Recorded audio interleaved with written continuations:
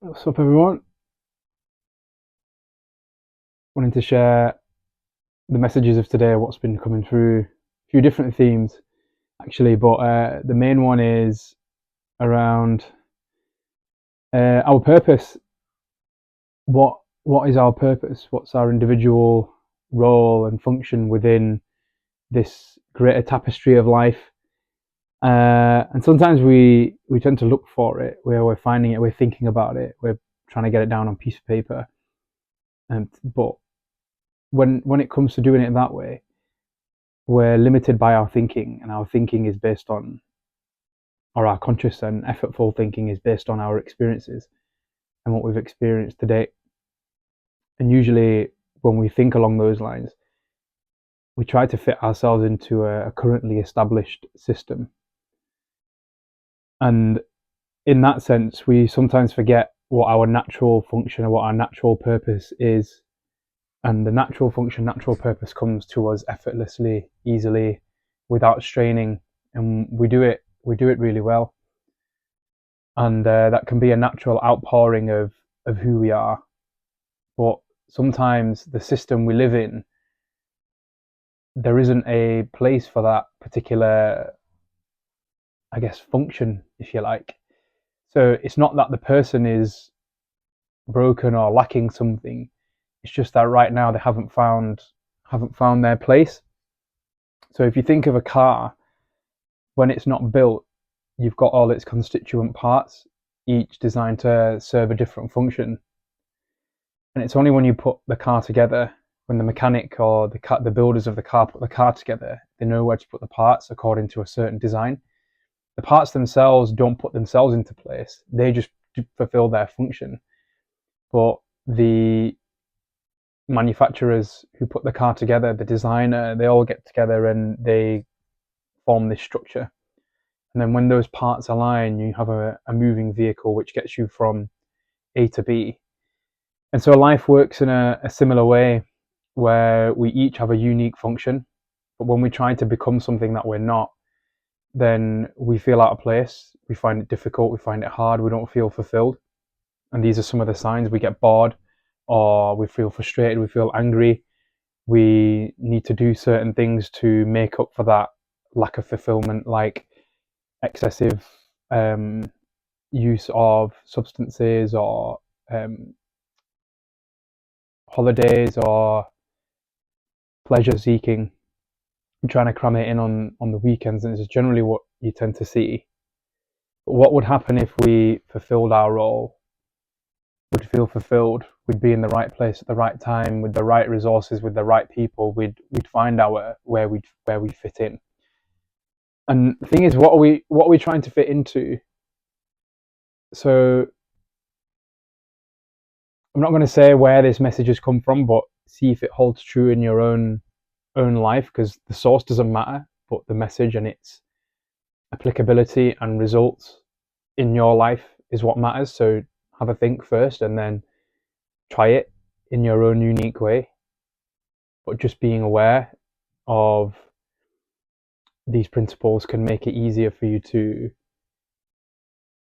not beat yourself up when you feel like you don't fit in, and when you're trying to change who you are. So, like, I always use the example of a monkey is not designed to swim, and a fish isn't designed to climb trees. So when you find your right habitat, you'll feel fulfilled. So just as a car has its constituent parts, each part performing a different function to serve the greater whole, which is to get from A to B, transport, or performance, whatever that might be. Human life, and if you do your research according to different schools of thought, and also like what logically makes sense, and what you'll also experience when you do come into alignment with your function and purpose, is you'll start to feel more fulfilled, happier, healthier, less stress. You'll transcend suffering, and not just keep it at bay. You'll actually move beyond it. You'll start to feel, you'll look and feel good. Resources will start to come your way. Um, each of us has this unique role, and that unique role fills this whole. And the purpose of human life is to reach back to the state of heaven, where peace and love and compassion oneness or unity consciousness, knowing that we're all one, knowing that we're all connected, is at the forefront of our minds, and we don't just believe it, we know it.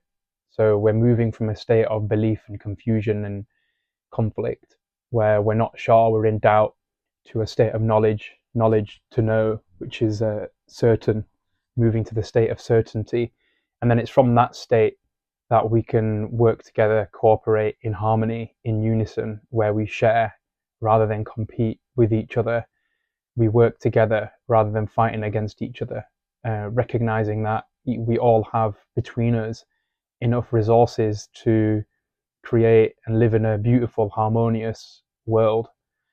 And that will happen when we find our place using the skills that we've got. Now, we do know what those skills are. We don't need somebody to tell us what that is. It can help. Someone might be able to point it out. But deep down within us, we know what makes us come alive and what we're really good at.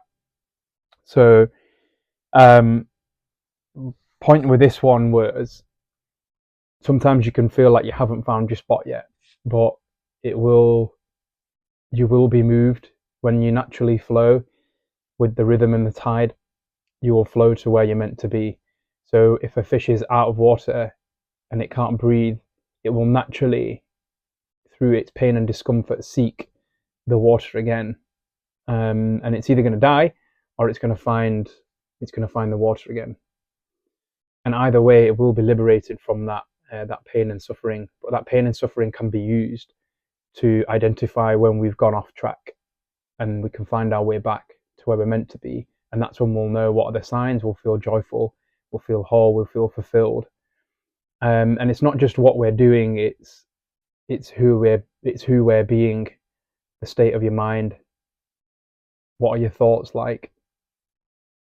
Are you having negative thoughts? Are you having thoughts that are based in love? Negative thoughts are based in fear, and loving thoughts are, I'm not going to say positive because that implies duality, but I'm going to say they're transcendental.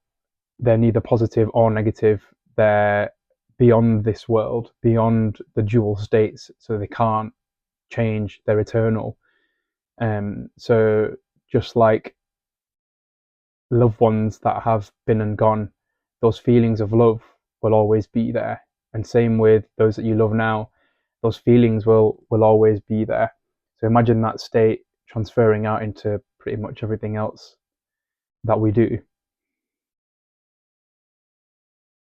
So once you start to think, do, feel lovingly, effortlessly, it's who you are without strain, without effort. What will happen is those negative energies, which we think we need to uphold and be, like the fish that tries to survive outside of water, is going to really struggle. But when it's in its right place, it will be effortless. So use your own life to navigate and find your way back to that state. And don't forget, life's not just about work. It's not just about relationships, not just about what clothes you wear, what toothpaste you used. All these little factors are all that make up your individual life. So it's not about following a step-by-step plan. It's about living moment to moment, because to flow means to evolve and to grow, but also to flow with what's going on right here, right now, not according and trying to make life fit a plan that's been pre-made, prefabricated. So there's no course out there that's going to fix this for you. Live truly in the now, surrender to the moment, let go of all the forcing the moment. What you'll find is, we're going to be challenging, don't get me wrong, like you will be challenged, but you will develop skills and character traits and emotional traits and mental traits and physical traits, which will it's like building the car. It will build a solid car. You're being tested in a way. So individually, the body is like, you can think of the body like a car with its constituent parts. Your emotional centers, your mental centers, your mental state, your emotional state. These are all things that are going to get tested. But together, collectively, we also make up what we might call the living body of planet Earth. So to live harmoniously, firstly within ourselves, physically, mentally, emotionally, spiritually, and then to do that on a wider scale. So reason I'm getting on here is because I've been doing a lot of work myself, and this is where I see my value. This is where I see myself as a spiritual teacher. Yes, I can work hard, I can put my head down, I can discipline myself, but that's not where I come alive. That would be me like just putting up with tolerating pain and not doing anything about it, knowing that I could step out into the sunshine rather than staying in the freezing cold dark. And that's the same with everyone else. And if I'm not doing that, then I don't set the example of what others could do. So it's not about what I'm doing specifically. It's about where I'm at, what I know mentally, spiritually, emotionally, and then subsequently physically. We're very physically orientated in this world. Our awareness is usually fixated on what we can see, what we can smell, what we can taste, touch, and hear. But beyond that is the mental realm, what you think and what you then feel, and what you think and feel drives what you do. So to work on the mental level is where the real magic is, and that's where you can transcend suffering, not just keep it at bay. So if you've got, example, let's say you've got fears around money and not having enough, then you might end up in a job that you don't like just to keep that fear of not having enough, at bay, rather than following your dream and doing what you're destined to do, your role in the wider plan of the orchestration of this earth or the universe, and still getting all those needs met, having all the money that you'll need, knowing that you'll never go without in any given moment. It's only ego and fear which makes you think you need more than what you currently have, or that you can't let this thing go. And that would be akin to staying in an abusive relationship, abusing yourself, staying in an environment that doesn't serve you, not because the environment itself might be wrong, but because you're choosing to stay there due to fear, and you know that you'd be much better suited in a different environment or a different place. And there is a higher power orchestrating everything. Like, if you think about it, each of us individually can only see from our perspective, but what orchestrates everything else, there is some sort of force. What makes the winds move? What moves the planets? Is there a creator? Now, we don't need to get into a heated debate about all these things, but there are natural forces. So, for example, someone that can sail a boat will learn how to sail with the wind. So it's using those natural forces to navigate, and life becomes easier, more effortless. And the signs are there.